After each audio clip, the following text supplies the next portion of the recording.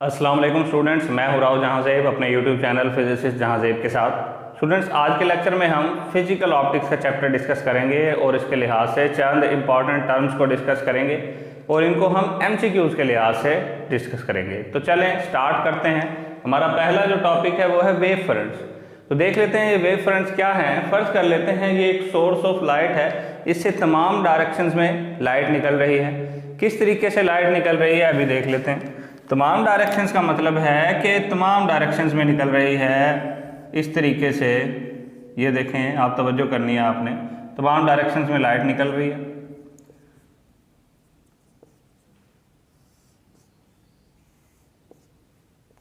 आप देख पा रहे हैं कि ये फैल रही है लाइट, ठीक है। अब देखें, जब ये लाइट रेज निकल रही होंगी तो इस सोर्स के गिर्द अगर हम एक स्फेयर ड्रा कर दें, क्या ड्रा कर दें जी? स्फेयर। इस स्फेयर के ऊपर क्या होगा, जब ये लाइट रेज पास करेंगी तो ये स्फेयर वाइब्रेट करने लग जाएगी। ये जो S1 स्फेयर है, मैं इसका नाम लिख रहा हूं S1 स्फेयर। जब इसके ऊपर से ये लाइट रेज पास करेंगी तो ये स्फेयर क्या करेगी? वाइब्रेट करने लग जाएगी और इसके ऊपर मौजूद तमाम पॉइंट्स की जो वाइब्रेशन होगी उनकी स्टेट सेम होगी। क्यों सेम होगी? क्योंकि इस स्फेयर के ऊपर तमाम पॉइंट्स सेंटर से बराबर डिस्टेंस पे हैं। सेंटर से बराबर डिस्टेंस पे ही होंगे ना, क्योंकि ये स्फेयर ड्रा की है हमने सर्कुलर शेप की। तो क्या होगा कि सोर्स से बराबर डिस्टेंस पे होने की वजह से इस स्फेयर के ऊपर तमाम पॉइंट्स का जो phase of vibration, state of vibration होगा वो सेम होगा। तो ऐसे स्फेयर शेप को हम कहेंगे कि वो वेव फ्रंट। कौन सी वेव फ्रंट? ऐसी वेव फ्रंट जिसपे तमाम पॉइंट्स का स्टेट ऑफ वाइब्रेशन क्या हो? सेम हो। आप लिख सकते हैं ये एक स्फेयर होती है, ठीक है। स्फेयर जिसपे क्या होता है? सेम स्टेट ऑफ वाइब्रेशन, ठीक है। अगर इस पे तमाम पॉइंट्स का सेम स्टेट ऑफ वाइब्रेशन हो तो हम कहते हैं इसको ये वेव फ्रंट है। अब ये रेस तो फैल रही है ना, उसके बाद क्या करेंगे? एक और स्फेयर ड्रा कर ले एक खास डिस्टेंस पे, तो उसके ऊपर भी जितने पॉइंट्स होंगे उनका सेम स्टेट ऑफ वाइब्रेशन होगा। क्यों? क्योंकि वो इस सोर्स से बराबर डिस्टेंस पे है। ये भी हमारी क्या होगी? Wave front. इसको कहते हैं ये S2 वेव फ्रंट है। तो इस तरह जैसे जैसे दूर जाते जाएंगे वेव फ्रंट का जो रेडियस है वो बढ़ता जाएगा। बड़ा सर्कल जो है वो वेव फ्रंट बनता जाएगा, यानी रेडियाई क्या होगा? दूर जाते हुए बढ़ता जाएगा। बात समझ में आ गई? अब जब जैसे जैसे हम दूर जा रहे होते हैं तो यानी सर्कल का रेडियस क्या होता जा रहा होता है? बड़ा होता जा रहा होता है, ठीक है। तवज्जो करनी है। अब यहाँ हम जा रहे थे तो एक इस रेडियाई की बन गई, फिर उससे मज़ीद दूर गए तो इस रेडियाई की बन गई, ठीक है। तो अगर आप गौर करें तो एक वक्त ऐसा आएगा इससे दूर जाते हुए कि इतना बड़ा रेडियाई का सर्कल बनेगा कि उस रेडियस का एक, अगर उस सर्कल का एक स्मॉल पोर्शन ले लें तो वो हमें ऐसा लगेगा कि वो फ्लैट है, वो प्लेन है, ठीक है। तो वो जो प्लेन पोर्शन होगा उसको हम कह देंगे जी, ये जो प्लेन पोर्शन है इसको कहेंगे प्लेन वेव फ्रंट। क्या कहेंगे जी? Plane wave front. फिर से सुन लें कि सोर्स से दूर जाते हुए सर्कल का रेडियस, स्फेरिकल रेडियस बढ़ता जाता है और जब वो बढ़ता जाएगा एक वक्त ऐसा आएगा कि उसका रेडियाई इतना ज़्यादा होगा कि अगर उस स्फेयर के ऊपर एक स्मॉल पोर्शन हम ले लें तो हमें ऐसा लगेगा कि ये प्लेन है, तो उसको क्या कहेंगे? Plane wave front. ये जो आप स्फेरिकल शेप की देख पा रहे हैं ये है स्फेरिकल वेव फ्रंट और इसी का ही हिस्सा जो है ना वो होता है प्लेन वेव फ्रंट अगर आप सोर्स से बहुत ज़्यादा दूर गए हुए, ठीक है। जैसे कि ये जो रोशनी सूरज से ज़मीन तक आती है वो प्लेन वेव फ्रंट्स की शक्ल में आती है, क्योंकि सूरज जो सोर्स है वो कितनी दूर है, तो उससे जो उसके स्टार्ट में जो वेव फ्रंट बनते होंगे वो स्फेरिकल होते होंगे, इधर आते आते वो प्लेन हो जाते होंगे, ठीक है। ये याद रखना है। अब हम बात कर लेते हैं हाइगन्स प्रिंसिपल की। अब हाइगन्स प्रिंसिपल में क्या होता है ज़रा समझना है। अगर ये सोर्स ऑफ लाइट है, सोर्स ऑफ लाइट से काफ़ी सारी लाइट रेज इस तरीके से निकल रही हैं जैसे इससे निकल रही थी, तो जो लाइट रेज निकल रही थी इससे निकलने के बाद एक लाइट रे यहाँ से पास करके गई, एक यहाँ से पास करके गई, एक यहाँ से पास करके गई, एक यहाँ से और एक यहाँ से। ये लाइट रेज हैं। जिस तरह मैंने यहाँ पे पॉइंट बनाए ना सफ़ेयर के ऊपर, यहाँ पे भी बना दी। ये इसका पहली स्फेरिकल वेव फ्रंट है। अब होगा ये जितने भी पॉइंट्स हैं ना जो कि फर्स्ट वेव फ्रंट पे हैं, प्राइमरी वेव फ्रंट पे हैं, जितने भी पॉइंट्स हैं, ये पॉइंट अब सोर्स के तौर पे एक्ट करेंगे। जैसे ये सोर्स था ना, अब ये पॉइंट सोर्स के तौर पे एक्ट करेंगे और अपनी अपनी वेव फ्रंट बनाएंगे अलहदा से। ये पॉइंट बनाएगा अपनी ये वेव फ्रंट, ठीक है। ये क्या बनाएगा, ये भी अपनी वेव फ्रंट बना लेगा, ये बना लेगा, ये भी अपनी वेव फ्रंट बना लेगा, ठीक है। ये भी अपनी वेव फ्रंट बना लेगा, ठीक है, तवज्जो करनी है। ये भी अपनी वेव फ्रंट बना लेगा और ये वाला पॉइंट ये भी अपनी वेव फ्रंट बना लेगा। तो अगर आप तवज्जो करें तो इन तमाम ने अपनी अपनी वेव फ्रंट बना ली है और ये जो है इसको हम कहते हैं सेकेंडरी वेवलेट्स। ये जो छोटे छोटे वेव फ्रंट्स बनी हुई है ना, इनको हम कहते हैं सेकेंडरी वेवलेट्स। तो यानी हर पॉइंट जो कि प्राइमरी वेव फ्रंट पे हो वो सेकेंडरी वेवलेट के लिए सोर्स के तौर पे एक्ट करता है। और सेकेंडरी वेव फ्रंट फिर कैसे मालूम कर सकते हैं? सेकेंडरी वेव फ्रंट हमें पता चलेगा अगर वो जो सेकेंडरी वेवलेट्स है ना आपके, उनकी सरफेस को टच करते हुए एक स्फेयर हम ड्रा कर लें तो वो क्या होगी, सेकेंडरी वेव फ्रंट होगी, ठीक है। ये फर्स्ट या प्राइमरी वेव फ्रंट है, ये सेकेंडरी वेव फ्रंट, ठीक है। तो ये है जी हाइगन प्रिंसिपल। इसके दो पॉस्टुलेट हैं कि एक वेव फ्रंट के ऊपर जो तमाम पॉइंट्स होते हैं वो सोर्स ऑफ सेकेंडरी वेवलेट्स होते हैं, और अगर हम सेकेंडरी वेव फ्रंट निकालना चाहते हैं तो वो जो सेकेंडरी वेवलेट्स हैं ना, उनको टच करती हुई एक स्फीयर ड्रा कर लें, वो सेकेंडरी वेव फ्रंट होगी। ये दो पॉस्टुलेट हैं, आपने याद रख लें। अब बात कर लेते हैं, अगर दो वेव्स हैं तो क्या कंडीशन होनी चाहिए कि हमें उनकी इंटरफेरेंस दिखाई दे, ठीक है। तो लाइट रेज, जो दो लाइट वेव्स हैं, उनके लिए ज़रूरी है कि वो मोनोक्रोमेटिक हो। पहली कंडीशन मोनोक्रोमेटिक हो। मोनोक्रोमेटिक से क्या मुराद है? मोनोक्रोमेटिक से मुराद है कि उन दोनों लाइट रेज की जो वेवलेंथ है वो सेम हो, यानी सिंगल वेवलेंथ हो। दूसरी क्या है कि वो दोनों लाइट रेज क्या होनी चाहिए, कोहेरेंट होनी चाहिए। कोहेरेंट का मतलब है कि उनका फेज जो है उनके दरमियान कोहेरेंस होनी चाहिए, ठीक है। फेज कोहेरेंस होनी चाहिए उनके दरमियान। अब बात यह है कि दो लाइट रेज, उनकी सिंगल फ्रीक्वेंसी, सिंगल वेवलेंथ तो एक ही सूरत में हो सकती है अगर वो सेम सोर्स से निकल रही हो। और अगर सेम सोर्स से निकलें तो देखें लाइट रेज तो फैल जाती हैं। ये दो लाइट रेज किसी भी सूरत आपस में इंटरफेयर नहीं कर सकती। इंटरफेरेंस कैसे करेंगी? ये तो एक दूसरे से अलग अलग जा रही हैं अपनी अपनी डायरेक्शन में, तो इंटरफेरेंस कैसे करेंगी? तो हम ऐसी दो लाइट्स कैसे प्रोड्यूस कर सकते हैं जिनकी वेवलेंथ सिंगल हो, जिनकी फ्रीक्वेंसी सेम हो? तो हम क्या करते हैं, यहाँ पे तरीका ये है कि ये अगर लाइट सोर्स है, ठीक है, ये क्या है जी, लाइट सोर्स है, तो हम क्या करते हैं कि इसके आगे इस तरीके से स्लिट रख देते हैं। स्लिट मतलब गुजरने की जगह, लाइट के गुजरने की जगह। तो इस सोर्स से निकलने वाली लाइट एक यहाँ आती है, एक यहाँ आती है, लेकिन इससे निकलने के बाद फिर वो बैंड हो जाती है इस तरीके से और यहाँ पे जाके मिल जाती हैं। अब देखें ये एक ही सोर्स से लाइट निकल रही है ना, लाइट रेज, तो अब ये क्या होंगी, आपस में मोनोक्रोमेटिक भी होगी और फेज कोहेरेंस भी नहीं।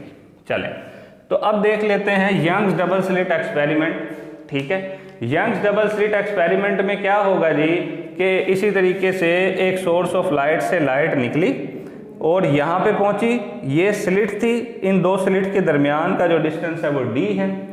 तो इन दोनों स्लिट से पास होने के बाद ये जाके पॉइंट P पे इंटरफेरेंस करती हैं। तो इंटरफेरेंस क्यों करती हैं, किस वजह से कर पाती हैं? इस वजह से कर पाती हैं क्योंकि ये आपस में मोनोक्रोमेटिक हैं और कोहेरेंट है, ठीक है।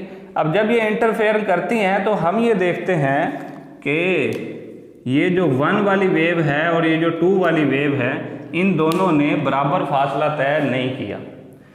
2 वाली ने ज़रा ज़्यादा फासला तय किया, ठीक हो गया। तो अगर 2 वाली ने ज़्यादा फासला तय किया है तो कितना ज़्यादा तय किया है वो हम देख लेते हैं। वो हम क्या करेंगे, एक यहाँ से परपेंडिकुलर ड्रा करेंगे ऐसे, इसको कह देंगे ये पॉइंट डी है, यहाँ पे कोई एंगल बन रहा है थीटा, ठीक है। और ये जो पॉइंट डी है, आप गौर करें कि डी से लेके बी तक का जो फासला है ना, वो इस वेव 2 ने एक्स्ट्रा तय किया। बाकी यहाँ से लेके आगे तो दोनों का बराबर है ना फासला, तो ये फासला एक्स्ट्रा तय किया है, इसी को हम कहते हैं पाथ डिफरेंस। अब पाथ डिफरेंस यहाँ इस ट्रायंगल को देख के हम यहाँ से पाथ डिफरेंस मालूम कर सकते हैं। कैसे मालूम कर सकते हैं, ज़रा देखें। इस ट्रायंगल में हम क्या करेंगे, साइन थीटा का फार्मूला लगाएंगे, जो कि क्या कहता है जी, परपेंडिकुलर ओवर ये d hypotenuse is equal to sine theta. Sine theta perpendicular over hypotenuse होता है ना, तो यहाँ से बी डी किसके बराबर आ जाएगा, डी साइन थीटा। और ये जो बी डी है ये क्या होगा जी, लैम्डा का इंटीग्रल मल्टीपल होगा एम डी साइन थीटा। तो ये जो कंडीशन आ गई है, ये आ गई है किसके लिए, ये मैं आपको बताता हूँ। अब होता ये है कि जब ये जाके इंटरफेयर करते हैं मुख्तलिफ पॉइंट्स पे, तो ब्राइट और डार्क फ्रिंजेस की एक सीरीज बन जाती है। ब्राइट और डार्क फ्रिंजेस की एक सीरीज बन जाती है। जो ब्राइट फ्रिंज होती है उसको हम मैक्सिमा कहते हैं, और जो डार्क फ्रिंज होती है उसको हम मिनिमा कहते हैं। किस तरह बन जाती है सीरीज, में यहाँ पे लिख रहा हूँ, ऐसे बन जाएगी जी, ब्राइट ब्राइट ब्राइट ब्राइट। इसके ऊपर भी इसी तरीके से सेम डिस्टेंस पे ब्राइट ब्राइट ब्राइट। और इनके दरमियान में क्या होगा जी, dark dark dark dark dark dark. इस तरीके से एक फ्रिंजेस की सीरीज बन जाएगी। ब्राइट को हम कहते हैं मैक्सिमा और डार्क को हम कहते हैं मिनिमा। अब ये जो सीरीज बन गई है, इसका सेंट्रल पॉइंट क्या होगा, वो ब्राइट फ्रिंज यानी मैक्सिमा होगा। और वो किसके लिए होगा, वो m इज इक्वल टू 0 के लिए होगा। और सेंट्रल पॉइंट क्या होगा जी, ब्राइट फ्रिंज होगी, ब्राइट फ्रिंज, ठीक है, जिसको हम मैक्सिमा भी कहते हैं। और इसी को 0 ऑर्डर कहते हैं हम, ठीक है, इसको कहते हैं 0 ऑर्डर मैक्सिमा, क्योंकि m इज इक्वल टू 0 है ना, 0 order maxima, 0 order bright fringe या 0 ऑर्डर मैक्सिमा। अब होगा ये 0 ऑर्डर मैक्सिमा है, ठीक है, यहाँ पे लिख रहा हूँ, ये 0 ऑर्डर मैक्सिमा है। ये क्या है, फर्स्ट ऑर्डर मैक्सिमा है। ये क्या है जी, सेकंड ऑर्डर मैक्सिमा है। ये क्या है जी, थर्ड ऑर्डर मैक्सिमा है। इसी तरीके से इसके ऊपर भी ऐसे ही होगा, first order maxima, second order maxima, third order maxima, ठीक है। इसी तरीके से डार्क फ्रिंजेस भी इसी तरीके से वैरी करती हैं। तो ब्राइट फ्रिंजेस के लिए मैक्सिमा के लिए जो कंडीशन है वो ये है, d sine theta is equal to m lambda, ठीक है, इंटीग्रल मल्टीपल ऑफ लैम्डा, ठीक हो गया। अब हम बात कर लेते हैं मिनिमा के लिए। मिनिमा के लिए ये कंडीशन बन जाएगी, d sine theta is equal to m plus half of lambda. ये मिनिमा के लिए, ये डार्क फ्रिंज के लिए है कंडीशन। इसका भी m इज इक्वल टू 0 के लिए क्या होगा जी, 0 ऑर्डर मिनिमा होगा, ये आपने याद रखना है। तो इस तरीके से ब्राइट और डार्क फ्रिंजेस बन जाएंगी। अब हम मालूम करना चाहते हैं, ये जो सेंटर है, सेंटर से लेके इस ब्राइट फ्रिंज तक का या डार्क फ्रिंज तक का डिस्टेंस मालूम करेंगे। ये जहाँ पे भी बन रही होगी, यानी सेंटर से लेके, ये अगर पॉइंट P पे इंटरफेयर कर रही है, पॉइंट P पे एक ब्राइट फ्रिंज बन रही है, तो इस सेंटर से लेके इस ब्राइट फ्रिंज तक का डिस्टेंस, अगर ये डार्क है तो सेंटर से लेके डार्क फ्रिंज तक का डिस्टेंस। तो अगर मैक्सिमा या ब्राइट फ्रिंज की बात करें तो ये डिस्टेंस बराबर होगा y, ठीक है, y है ना, ये आपके सामने लिखा हुआ है, y is equal to m lambda l over d, ठीक है। अब यहाँ पे d क्या है, इन दोनों स्लिट के दरमियान डिस्टेंस है, l क्या है, distance between slit and screen, ठीक है। और मिनिमा की अगर निकालें तो वो क्या होगी, y is equal to m plus half lambda l over d। ये होगी कंडीशन जी किसकी, मिनिमा की। m plus half lambda l over d।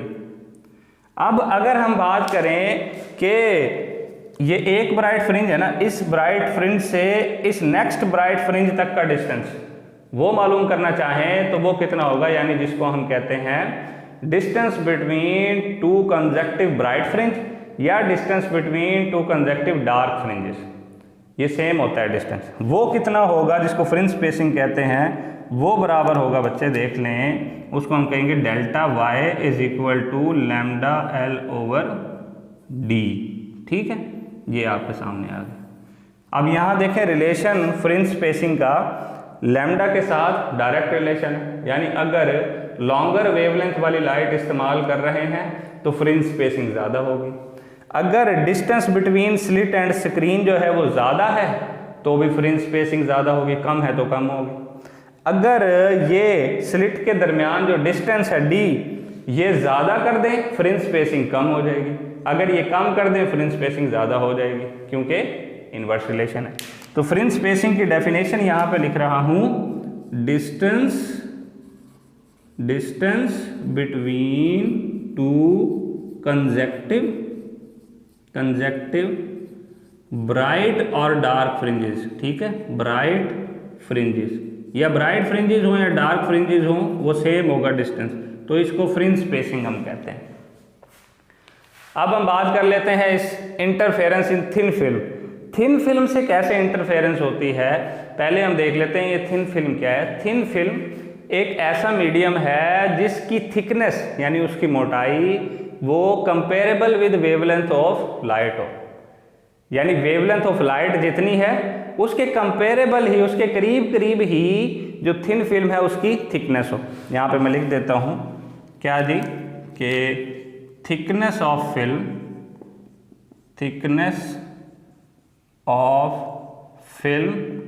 किसके बराबर हो जी, वेवलेंथ ऑफ लाइट। ठीक है, कंपेरेबल हो, ठीक है, इसके कंपेरेबल हो, कंपेयर की जा सके, वेवलेंथ ऑफ लाइट। यहाँ पे इक्वल की जगह हम लगा देते हैं कंपेरेबल। ठीक है, comparable with wavelength of light हो। और ये क्या होता है बेसिकली, ये एक ट्रांसपेरेंट मीडियम होता है, ये जो आपकी थिन फिल्म है, ट्रांसपेरेंट मीडियम। तो एक ट्रांसपेरेंट मीडियम जिसकी thickness comparable with wavelength of light हो उसको हम कहते हैं, क्या कहते हैं जी, थिन फिल्म। अब उससे इंटरफेरेंस कैसे होगी ज़रा देखना, ये देखें जी, यहाँ से होगा लाइट इस तरीके से आएगी इधर। ठीक है, इसको A कह दो, इसको B कह दो। जब B पे वो जाके टकराएगी तो टकराने के बाद दो काम करेगी, उसका कुछ हिस्सा क्या होगा, रिफ्रैक्ट हो जाएगा अंदर ही। ठीक है, और कुछ हिस्सा क्या होगा, वो रिफ्लेक्ट होके वापस एयर में चला जाएगा। ये ऑयल जो है ना, ये थिन फिल्म है, ऊपर एयर है, ऑयल है और नीचे वाटर है। तो क्या होगा, एयर की बाउंड्री से टकरा के कुछ हिस्सा उसका चला जाएगा ऊपर, इसको 1 कह देते हैं, और कुछ हिस्सा क्या होगा, रिफ्रैक्ट होके अंदर आ जाएगा पॉइंट C पे। फिर क्या होगा, ये लाइट यहाँ से जाएगी, यहाँ पे पहुँचेगी टकरा के। अब यहाँ से जाने के बाद भी इसका कुछ हिस्सा क्या होगा, रिफ्लेक्ट होके वापस अंदर आ जाएगा, और कुछ हिस्सा ट्रांसमिट होके ऐसे ऊपर चला जाएगा।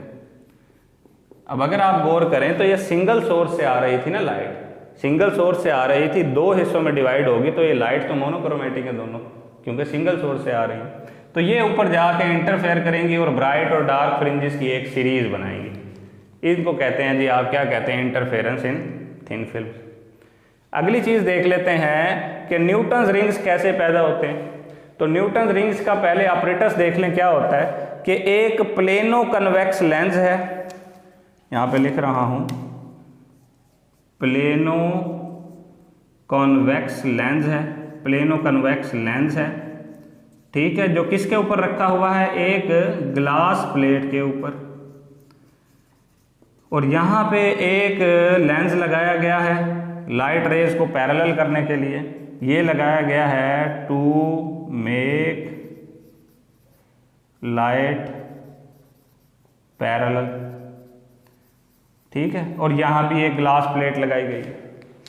अब होगा क्या, यहाँ से सोर्स से लाइट रेज निकलेंगी, पैरेलल होके इसके पास आएंगी मिरर पे, इस मिरर से टकरा के कुछ हिस्सा उसका क्या होगा, नीचे की तरफ चला जाएगा, रिफ्लेक्ट हो जाएगा, और कुछ हिस्सा वापस क्या होगा, ऊपर की तरफ चला जाएगा, रिफ्रैक्ट हो गए किसके पास जी, डिटेक्टर के पास।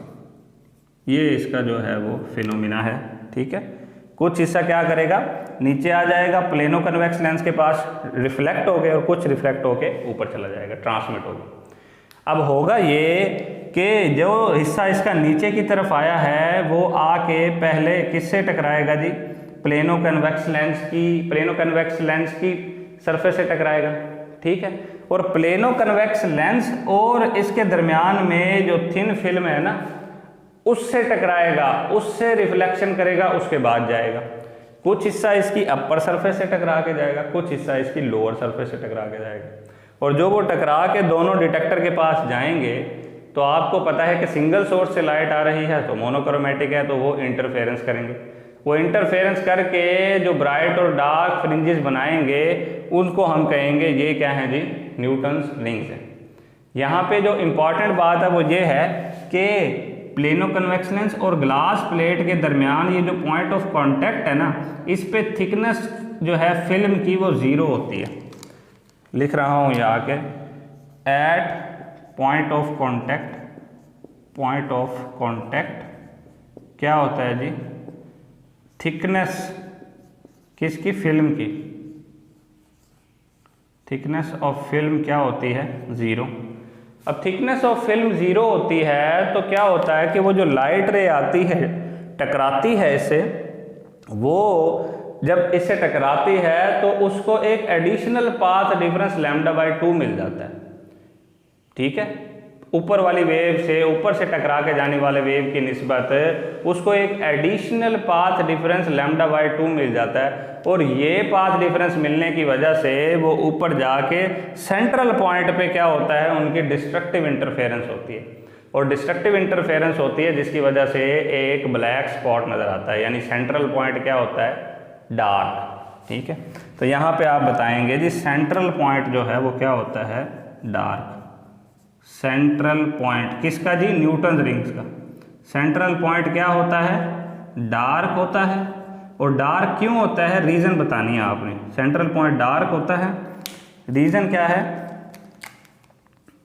रीज़न है due to additional path difference of λ/2, ठीक है। इसकी लोअर सरफेस से टकरा के जाने की वजह से एक वेव का एडिशनल पार्ट डिफरेंस हो जाता है λ/2। λ/2 पार्ट डिफरेंस की वेव जब आपस में जाके टकराएंगी, इंटरफेयर करेंगी, तो वो क्या होगा, डिस्ट्रक्टिव इंटरफेरेंस करेंगी और डार्क स्पॉट आएगा, ये आपने याद रखना है। अब बात करते हैं माइकलसन इंटरफेरोमीटर की। माइकलसन इंटरफेरोमीटर की पहले डायग्राम को समझ लें कि इस सोर्स ऑफ लाइट से लाइट आती है और एक हाफ सिल्वर्ड ग्लास प्लेट की तरफ आएगी, ठीक है। हाफ सिल्वर्ड ग्लास प्लेट है, ये मैं यहाँ पे लिख देता हूँ, हाफ सिल्वर्ड ग्लास प्लेट, या हाफ सिल्वर्ड मिरर कह दें, हाफ सिल्वर्ड मिरर, या हाफ सिल्वर्ड ग्लास प्लेट लिखते हैं। तो क्या होगा, इस हाफ सिल्वर्ड ग्लास प्लेट से लाइट का कुछ हिस्सा रिफ्रैक्ट या ट्रांसमिट हो जाएगा और आगे की तरफ चला जाएगा, और कुछ हिस्सा क्या होगा, रिफ्लेक्ट होके मिरर M1 की तरफ चला जाएगा। तो हम इसकी बात करते हैं, पहले क्या होगा, कुछ हिस्सा रिफ्लेक्ट होके ऊपर मिरर M1 की तरफ चला जाएगा और वो L1 डिस्टेंस कवर करेगा M1 तक जाने में, ऊपर की तरफ जाएगा, फिर टकरा के वापस इधर आएगा। पहली वेव डिस्कस होगी। दूसरी जो गई है वो ग्लास प्लेट G2 से टकराएगी। अब ये G2 जो है उसको हम कहते हैं कंपनसेटर प्लेट, ठीक है। इसको क्या कहते हैं, कंपनसेटर प्लेट है ये। कंपनसेटर प्लेट का काम क्या है कि पाथ लेंथ को ये इक्वल करती है, पाथ लेंथ इक्वल करती है। क्यों करती है इक्वल, क्योंकि आप ये देखें ना, जो रिफ्लेक्ट होके गई है उसका पाथ लेंथ जो है वो 1 वाली से जो है वो डिफरेंट होगा, तो इन दोनों के पाथ लेंथ को इक्वलाइज करने के लिए ये कंपनसेटर प्लेट G2 इस्तेमाल होती है। अब ये ट्रांसमिट होके चली गई, मिरर M2 तक L2 डिस्टेंस कवर किया और टकरा के वापस आ गई। ये दोनों आती हैं और फिर जो है वो आई में डिटेक्ट हो जाती हैं, ठीक है। और क्या करती हैं जी, फ्रिंजेस, इंटरफेरेंस फ्रिंजेस प्रोड्यूस करती हैं। यहाँ तक बात समझ में आ गई है। अब ये जो मिरर M1 है ना, ये है मूवेबल मिरर, एडजस्टेबल मिरर या मूवेबल, यानी इसको मूव कराया जा सकता है। यहाँ पे मैं लिख रहा हूँ मूवेबल मिरर है। मूव क्यों करते हैं मैं बताऊंगा। अब ये जो मूवेबल मिरर है ये ऊपर नीचे मूव किया जा सकता है परपेंडिकुलरली, ठीक है, ऊपर नीचे। क्यों मूव करवाते हैं? फ्रिंजेस को शिफ्ट करने के लिए। ब्राइट डार्क ऐसे फ्रिंजेस बनी हुई होती हैं। तो आपने देखा होगा, अगर आपने अपनी मास्टर्स में प्रैक्टिकल किया तो एक स्क्रू लगा हुआ होता है MI वाले ऑपरेटर्स यानी माइकलसन इंटरफेरोमीटर वाले ऑपरेटर्स में, जिसको आप घुमाते हैं तो फ्रिंजेस आप देखते हैं आगे शिफ्ट होती जाती है। ये उसके लिए है। सवाल ये पैदा होता है कितनी फ्रिंजेस शिफ्ट करता है, कैसे करता है, वो मैं यहाँ पे लिख रहा हूँ कि अगर ये जो आपके सामने मिरर M1 है, इफ M1 मूव्ड, कितना मूव करे, अ डिस्टेंस इक्वल टू λ/2। अगर हाफ ऑफ वेवलेंथ डिस्टेंस हम इस M1 को मूव कराएं तो इसकी वजह से फ्रिंजेस जो हैं वो पूरा लैम्डा डिस्टेंस जो है शिफ्ट हो जाएंगे, यानी इसका डबल।